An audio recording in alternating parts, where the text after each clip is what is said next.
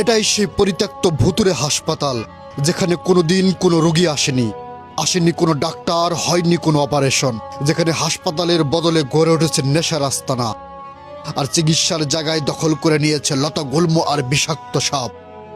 এখানে রয়েছে সেই অসমাপ্ত অভিশপ্ত মসজিদ, যে মসজিদে কোনোদিন আজান শোনা যায়নি, যার ভেতরে বসে মাদকখেকো মানুষের অসামাজিক তালিম। কিন্তু প্রশ্ন একটাই, কিভাবে, কেন, কোন অকারণে এই মেগা প্রজেক্ট পেল না তার পূর্ণতা? কেন চরম অবহেলায় পড়ে রইল এই কোটি টাকার সম্পদ? আর সবচেয়ে বড় প্রশ্ন, পিতার মৃত্যুর পরও কেন এই স্বপ্নের দায়িত্ব নিল না তার যোগ্য উত্তরাধিকারীরা? তাহলে চলুন ধীরে ধীরে উন্মোচন করি একটি অসমাপ্ত স্বপ্নের অন্ধকার অধ্যায়। ঢাকা জেলার ধামরাই উপজেলার পাইকপাড়া গ্রামে এই বিশাল হাসপাতালটি অবস্থিত, যেটা করেছেন খোকন সাহেব। কিন্তু আজ পর্যন্ত এই হাসপাতালের পূর্ণতা পায়নি। ওই যে আমার পাশে যে মসজিদটা দেখতে পাচ্ছেন, এখানে কোনোদিন আজান হয়নি, আসেনি কোনো মুসল্লি। কিন্তু কেন এই হাসপাতাল করতে কোটি কোটি টাকা খরচ হয়েছে? খোকন সাহেব যেটা নিজে করেছেন, কিন্তু খোকন সাহেব মারা যাওয়ার পরে তার উত্তরসূরিরা তার দায়িত্ব নেননি। যে গল্পগুলো আজও লুকিয়ে আছে এই পরিত্যক্ত দেয়ালগুলোর ভেতরে।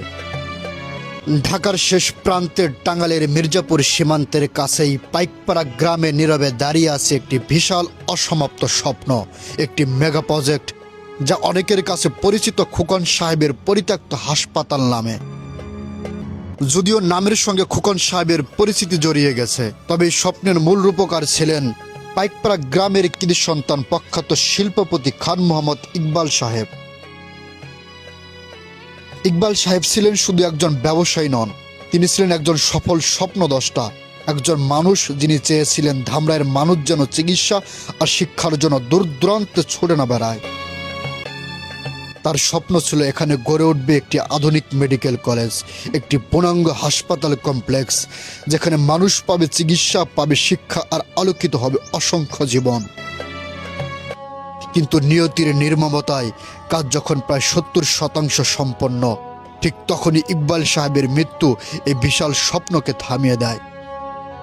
আর সেদিন থেকেই থেমে যায় কোটি কোটি টাকার একটি স্বপ্ন, জন্ম নেয় একটি অসমাপ্ত ইতিহাস, যা আজও নীরবে চাপা পড়ে আছে এই পরিত্যক্ত দেয়ালগুলোর ভেতরে। উন্নয়ন থেকে যখন ঢাকার ধামরাই উপজেলা কয়েক হাজার মাইল পেছিয়ে আছে, ঠিক তখনই এরকম একটা বিশাল মেগা প্রজেক্ট যখন ভেতরে বাড়ি হয়ে যায়, তখন হতাশা ছাড়া আর কিছুই থাকে না। যখন আমি এই ইকবাল সাহেবের কারখানার সামনে আসলাম, তখন দেখলাম যে এই সুবিশাল ভবনগুলো আজ লতা গুল্ম দিয়ে ছেয়ে গেছে। এ দেখেন যে বিল্ডিং এর সামনে জঙ্গলে আজ ছেয়ে গেছে, মনে হচ্ছে এটা একটা ভুতুড়ে বাড়ি। বাড়িতে ঢোকার জন্য অনেকগুলা গেট থাকলেও প্রতিটা গেটেই পাই তালা ঝুলে আছে, ঢোকার মতো ওরকম কোনো অবস্থা নেই। তাই আমরা ঠিক সেই ভবনের দক্ষিণ পাশে একটা গলি আছে, সেই গলি দিয়ে ভেতরে ঢোকার চেষ্টা করব। জানি না ভিতরে কীরকম পরিবেশ আছে, তবে এই বাড়িটা নিয়ে মানুষের অনেক কৌতূহল আছে, বিশেষ করে ধামরাইবাসীর। অনেকে বলে এটা একটা কারখানা ছিল, অনেকে বলে এটা হওয়ার কথা ছিল একটা বিশাল মেডিকেল কলেজ। তবে এর সঠিক উদ্দেশ্যটা আসলে কেউ সরাসরি বলতে পারেনি।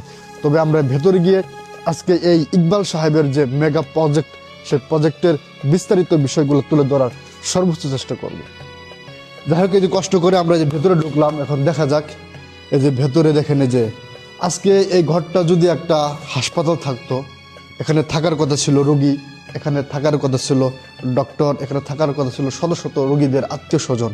কিন্তু এই বিশাল মেগা প্রজেক্ট আজকে একটা ভুতুরে বাড়ি হয়ে আছে। দেখেন যে এটা হলো মূলত সেই ভবনের সামনে বিশাল একটা জায়গা, কিন্তু আজকে লতা গুল্ম বিশাল জঙ্গলে ছেয়ে গেছে।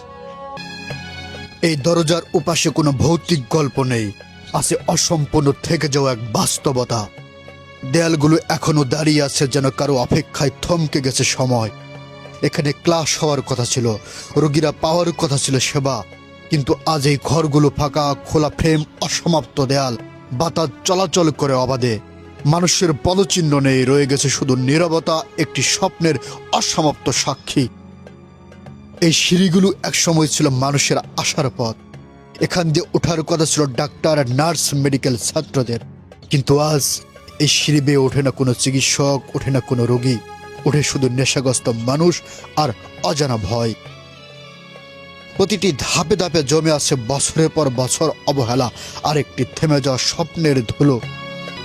এই ছাদ থেকে তাকালেই বোঝা যায় জায়গাটার নীরবতা স্বাভাবিক নয়। এখানে এখন নীরব থাকার কথা ছিল না। এই মাঠে মানুষের কণ্ঠে কণ্ঠ মেলার কথা ছিল। রোগীর স্বজনদের ব্যস্ত পায়ের শব্দ, অ্যাম্বুলেন্সের সাইরেন, ডাক্তারদের তাড়াহুড়া। কিন্তু আজ এই জায়গা শুনশান। কোনো মানুষ নেই, কোনো কোলাহল নেই, শুধু জঙ্গল আর এক ধরনের অদ্ভুত শূন্যতা। ইকবাল সাহেব বেঁচে থাকতে কাজ থেমেছিল না, ভবন উঠছিল, স্বপ্ন এগোচ্ছিল। তিনি ভেবেছিলেন আর মাত্র 2 বছরের মধ্যে ধামরাইয়ের মানুষ পাবে সেবা। কিন্তু হঠাৎ করেই ইকবাল সাহেবের মৃত্যু, আর সেই মৃত্যুর সঙ্গে সঙ্গে থেমে যায় সব কিছু। আজ যদি ইকবাল সাহেব বেঁচে থাকতেন, হয়তো এই স্বপ্ন অসম্পূর্ণ থাকতো না। এই ভবনগুলোর সামনে জঙ্গল গজিয়ে উঠতো না, দেয়ালগুলো পরিত্যক্ত নীরবতায় হারিয়ে যেত না। এই মেগা প্রজেক্ট পেত তার পূর্ণতা, আর ধামরাই মির্জাপুরের মানুষ সাধ্যের ভেতরেই পেত আলোকিত সেবা। ইকবাল সাহেবের মৃত্যুর পরে কেন জানি তার পরিবার এই বিশাল প্রজেক্ট এগোতে দেয়নি। কেউ বলে আর্থিক জটিলতা, কেউ বলে প্রশাসনিক বাধা, কেউ বলে পারিবারিক দ্বন্দ্ব, কিন্তু সুনির্দিষ্ট কোনো উত্তর কারো জানা নেই। তখন আমি পাইকপাড়ার এই পরিত্যক্ত হাসপাতালের ভবনের সামনে দিয়ে হাঁটতেছিলাম। তখন আমি একটা বিষয় উপলব্ধি করতেছিলাম যে কত স্বপ্ন, কত আশা, কত সহজেই তার মৃত্যু হতে পারে। যে ইকবাল সাহেব, তিনি হয়তো স্বপ্ন দেখেছিলেন উন্নয়ন থেকে অনেকটা পিছিয়ে ধামরাই উপজেলা মানুষের জন্য কিছু করবেন, এই অঞ্চলের মানুষের জন্য সেবার হাত বাড়িয়ে দিবেন। তিনি হয়তোবা সেই ধরনের স্বপ্ন থেকেই ধামরাইয়ের সেই কতটা দূরে, ধামরাই সদর থেকে অনেকটা দূরে যে এলাকা পাইকপাড়া, সেখানে তিনি এই বিশাল মেগা প্রজেক্ট তিনি হাতে নিয়েছিলেন। আমার পেছনে কত বৃহত্তর বিল্ডিং, 4 তলা যে বিল্ডিং, মানে বিশাল একর এলাকা জুড়ে এই মেগা প্রজেক্ট তিনি শুরু করেছিলেন। আজ তার স্বপ্ন দখল করে আছে পোকামাকড়, সাপ বিচ্ছুদের দখলে।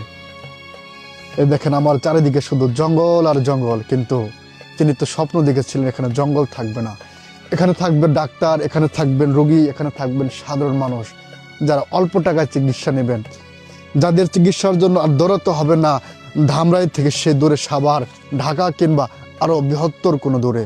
কিন্তু তার সে স্বপ্ন আজ পোকামাকড়ের দখলে, এই জঙ্গলদের সীমানার পাশে আটকে আছে তার সেই স্বপ্ন। তবে জানি না এই মেগা প্রজেক্ট আর কখনো শুরু হবে কিনা, আমি জানি না এই স্বপ্নটা তার পূরণ হবে কিনা। তবে তার ছেলেরা যদি চেষ্টা করে, আমার হয়তোবা ধারণা, যদি তারা চেষ্টা করে তার স্বপ্নটা পূরণ করতে পারবে, ধামরাইয়ের মানুষ উপকৃত হবে। এলাকাবাসী আজও বিশ্বাস করে যদি এই প্রজেক্টের বাকি কাজ শেষ করে এটি চালু করা হয়, তাহলে পূর্বাঞ্চলের মানুষ উপকৃত হবে, আর্থিকভাবে সঞ্চয় বাড়বে, বেকারত্ব কমবে, চাকরির সুযোগ সৃষ্টি হবে, এবং সবচেয়ে বড় কথা, মানুষ পাবে কাঙ্ক্ষিত সেবা। ইকবাল সাহেবের মৃত্যুর পর এই বিশাল মেগা প্রজেক্টটি যখন ধীরে ধীরে পরিত্যক্ত হয়ে পড়তে শুরু করে, তখন শোনা যায় দূরদেশ চীন থেকে একদল ব্যবসায়ী এই জায়গাটি ক্রয় করার প্রস্তাব নিয়ে এসেছিলেন। তাদের পরিকল্পনা ছিল এই অসম্পূর্ণ প্রকল্পকে আবার নতুন করে দাঁড় করানো, যাতে এখানে চিকিৎসা, শিক্ষা আর সেবার আলো আবার জ্বলে ওঠে। কিন্তু ইকবাল সাহেবের স্মৃতি আর তার অসমাপ্ত স্বপ্নকে বাঁচিয়ে রাখার জন্যই তার স্ত্রী ও পুত্র এই সম্পত্তি বিক্রি করার সিদ্ধান্ত নেননি। লোকমুখে শোনা, সেই সময় এই প্রকল্পের মূল্য উঠেছিল প্রায় 300 কোটি টাকা। এক সময় এই মেগা প্রজেক্ট ছিল এলাকার মানুষের গর্বের প্রতীক, কিন্তু আজ সেই গর্বই পরিণত হয়েছে গ্রামের মানুষের জন্য এক অভিশাপে। কারণ হাসপাতালটি পরিত্যক্ত, এখানে ঢুকে পড়ছে দুষ্টু মানুষরা, নেশা করছে, মাদক সেবন করছে এবং ছড়িয়ে দিয়েছে অন্ধকারের রাজত্ব। এলাকাবাসী এই বিষয়ে ব্যবস্থা নেওয়ার চেষ্টা করেছিল, মাঝে মাঝে পুলিশও এসেছিল, কিন্তু এই বিশাল প্রজেক্ট চারিপাশে খোলা পরিত্যক্ত থাকার কারণে পুলিশও কোনো স্থায়ী সমাধান আনতে পারেনি। এই হাসপাতাল আজ পরিত্যক্ত, কিন্তু এখানকার সব স্বপ্ন এখনো মরে যায়নি। বিশেষ করে এই মসজিদ, যা এখনো আলোর পথে ফেরার অপেক্ষায়। যদি অন্তত এই মসজিদটি নামাজের উপযোগী করা যায়, তবে অন্ধকারের মাঝেও জ্বলে উঠতে পারে একটি আলো।